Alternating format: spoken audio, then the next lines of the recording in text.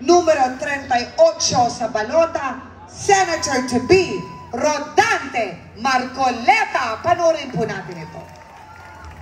Ako si Sara Duterte. Iisa lang ang Rodante Marcoleta sa Senado.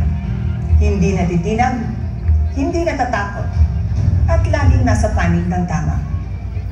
Noong pinupuna at tinatakot ang tanggapan ng pangalawang Pangulo, siya ang the office of the Vice President. Yan si Congressman Marcoleta. Matalino, matapang, may integridad at laging nasa tama. Kay Marcoleta, may pag-asa pa. Kung gusto mo ng tunay na pagbabago, umili tayo ng bago. Kay Marcoleta, may pag-asa ka.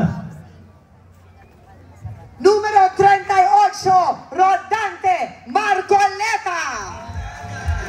Bumili ka na ng suka, linisin ng tanso, ibalik sa bayan ng talino at puso. Tumatunay na Duterte, ang Pilipinas uunahin, 10 may asim, kumanta kayo sa amin.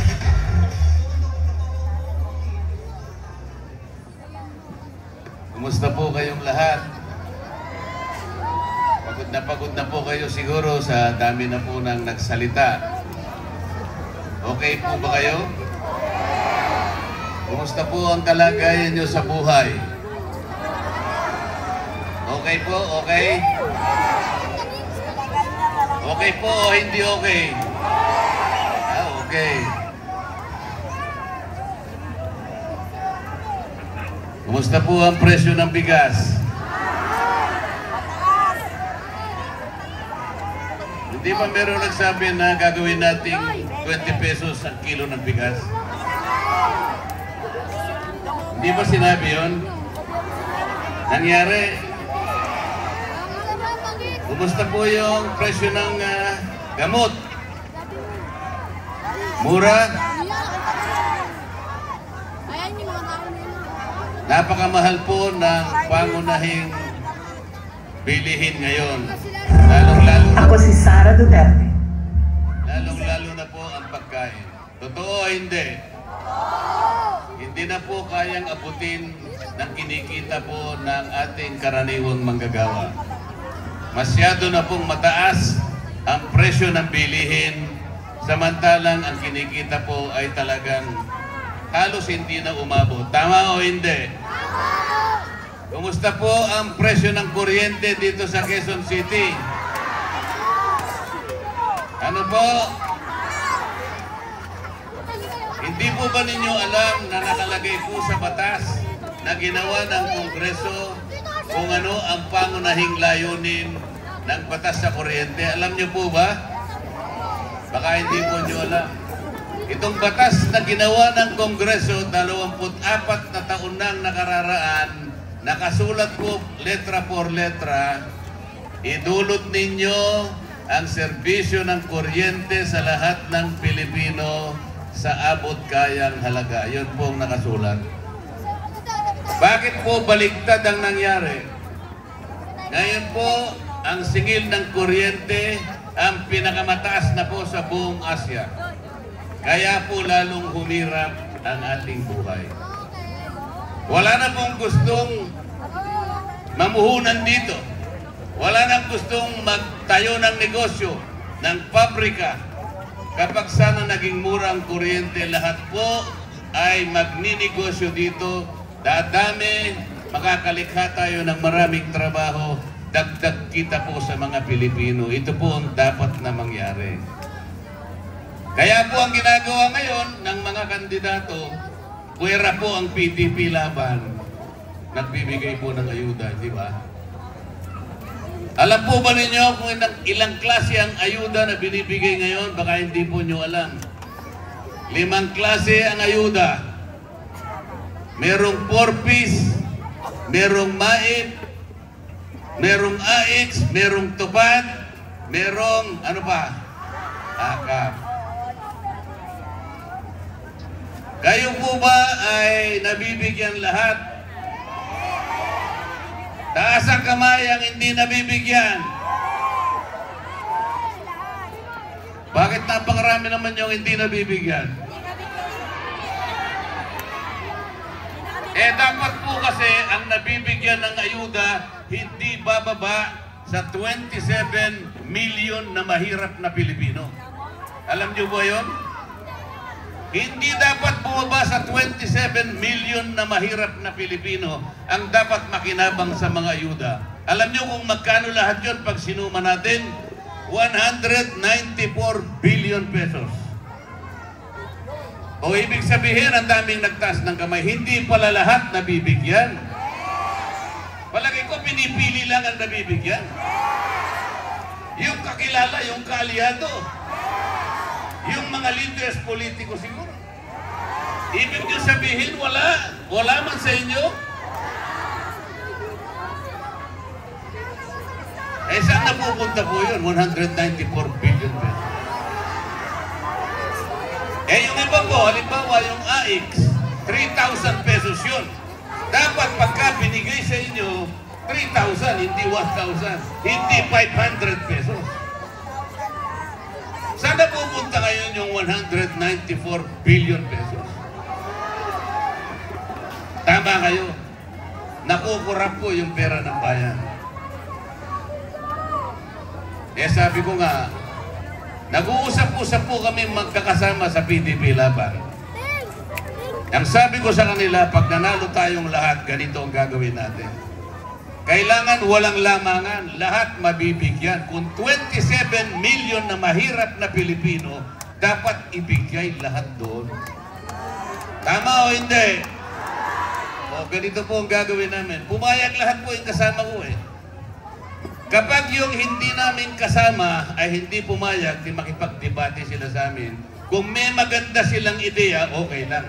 Ngayon, kung wala silang mas magandang maisip, eh pumayag sila sa amin. Ganito po ang gusto natin gawin. Para lang lahat mabigyan, lahat po ng kumukonsumo ng kuryente, 2,000 pababa, ililibre po natin lahat yan. Pwede po natin gawin yon sapagkat kapag nilibre natin ang lahat ng kumukonsumo ng kuryente, 2,000 pababa, ang bilang ng ating mabibiyayaan, 27 million na mahirap na Pilipino. O eh, wala pang korupsyon doon. Bakit? Eh, dire-diretso nga sa inyo eh. Wala pang magpapapogi. Akala mo kasi galing sa kanila yung pera. Kaya hindi naman, pera naman ninyo yung binabalik sa inyo. At totoo nga, kung halimbawa, mangilan-ilan sa inyo, nabigyan, kunin nyo, pera mo yun. Pero wag kang magpapasalamat sapagkat ibinalik lang niya yung pera mo. Dapat nga, bigyan pa niya ng interest yun. Ganito po ang kalagayan ng ating bansa ngayon. Wala pupuntahan sa mga kaano niya, oy. Alam po ninyo kung ilan ang nagsabi na mahirap na Pilipino, nagsabi nakakaramdam po sila ng gutom. Sa ngayon, base sa survey, 27% ang nagsabi. Napakahirap po, napakataas na porsyento po. Sino sa inyo ang papayag? Makikita nyo yung anak ninyo gustong kumain, walang makain. Papayag ba kayo? Matatanggap nyo ba yun? Kaya nyo bang isipin yun? Baka maiyak ka na lang. Pero sinabi ng 27 million, 27%. Ilan po yun? Halos 37 million na Pilipino yun. Pag kinuwenta mo. Ang totoo niya, kahit 1% lang ang magsasabing nagugutom siya. At hindi makakain pero gusto niyang kumain. Maaawa ka din doon.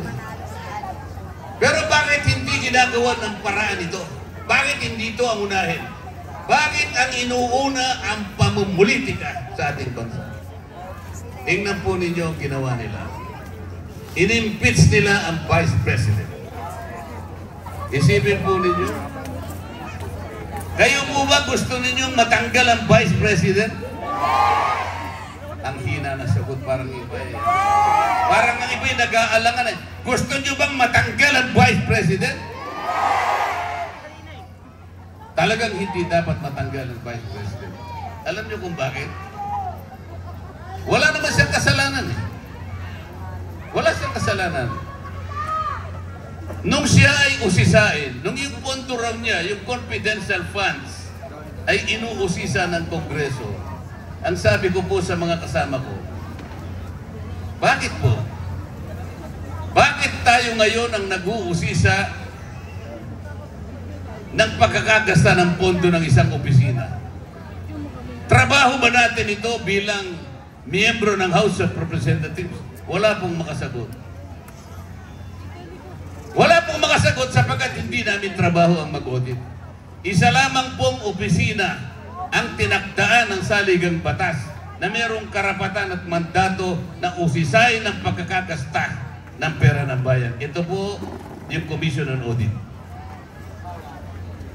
O, tinanong ko yung Commission on Audit, bakit naman kayo isinorender ninyo ang inyong tungkulin at binigay ninyo sa Kongreso? Ano bang nakain ninyo? Ba't nyo ginawa yun? Kasi po sinampi na po kami ng inyong mga leaders.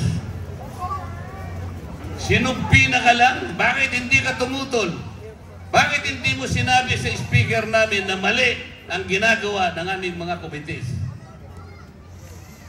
Bakit hindi ka pumunta sa korte para sabihin sa kanila, Mr. Court, mali na po yung ginagawa nila. Trabaho po namin kinukuha po ng House of Representatives. Dapat po kanya-kanyang trabaho. Ang problema po, lahat na po ngayon ay hindi na ginaganap sa pamamagitan ng aming mga tuntunin. Wala na po talaga. Wala ng rule of law. Wala ng due process. Isipin po ninyo, ilan po ba kakong opisina ng gobyerno ngayon ang merong confidential funds? Sabi ng COA, 400 mahigit. 400 offices of government. Bakit po isang opisina lang inuusig natin? Bakit isang opisina lang ang sinusuri natin? Bakit isang opisina lang ang ino-audit nyo kung talagang kayo ay kung talagang katungkulan nyo mag-audit? Bakit hindi natin tawagin lahat ng mahigit na 400 offices? Ayaw po nilang magsalita. Ayaw nilang sumagot. Wala silang maisagot. Wala silang may katwiran. Kaya ang ginagawa na lang po nila kapag ako po ang nagsasalita, nangaaway na lang sila. Ayaw! Pati hopya na kinakain ko, aagawin na lang nila. Pati po yung mic na ginagamit ko, papatayin nila para hindi ako makapagsalita. Pero sabi ko sa kanila, o sige, nagalit po silang lahat sa akin. Ayaw ko sumama sa Quadcom. Paano ako sasama sa Quadcom? Ang indireksyon po nila ay hindi naman gagawa ng batas. Lahat po ng pag-meeting, lahat ng pag-hearing sa House of Representatives, gagawin mo lamang alang-alang sa paggawa ng batas. Yun po ang tuntunin, wala nang iba. Hindi naman sila gagawa ng batas. Ang gagawin nila, uusigin nila yung dating Pangulo.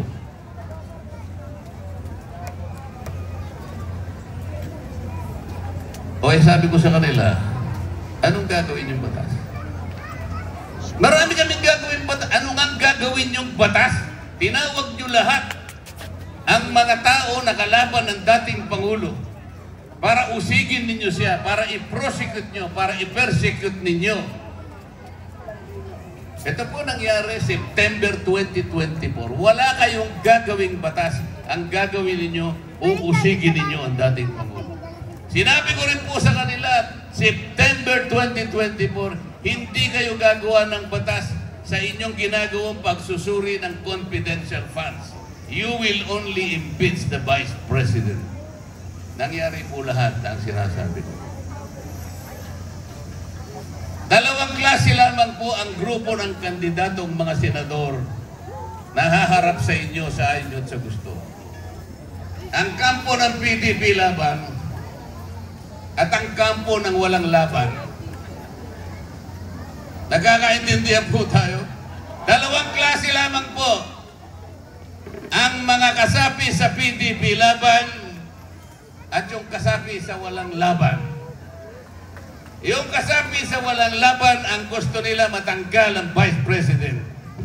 Iboboto nyo ba sila? Oh. Yung kasapi sa walang laban, ang gusto nila manatili ng nakakulong ang Pangulong Duterte. Gusto nyo ba yun? Yung kasapi sa walang laban, hindi nila titingnan kung anong gagawin sa kabuhayan ng ating bansa.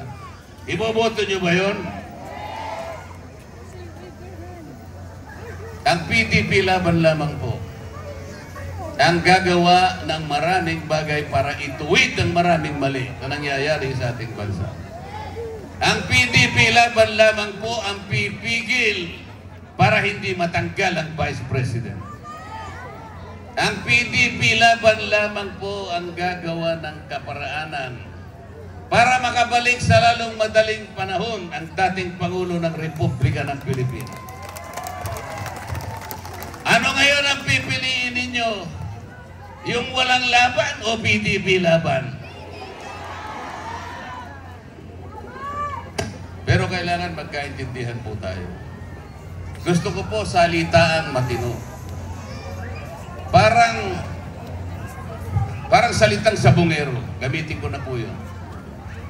Ayaw ko po na i-promote ang sabong sapagkat hindi po ako sabungero. Pero mayroong isang mabuting katangian ng sabungero, kaya ko lamang po sinasabi sa inyo. Meron siyang ugali na dapat ito ang taglayin ng isang kandidato na gustong magsilbi sa inyo. Merong isang salita. Pag sinabi niyang 20 pesos per kilo, dapat ginagawa eh. Pag sinabi nilang, magtatayo ako ng pabahay, 1 million na pabahay sa loob ng isang taon. May nangyari ba? Wala. Nagtayo ako kanya ng 5,000 na flood control para hindi na bumaha ang Pilipinas. Nasaan ang flood control? Bumaha ang Metro Manila. Bumaha ang Batangas. Bumaha ang Laguna. Bumaha ang buong Bicol region. Nasaan ang 5,000 flood control? Ang sabungero po walang salitaan.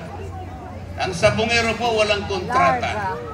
Ang sabungero po, senyasan lang sila. Tama o hindi?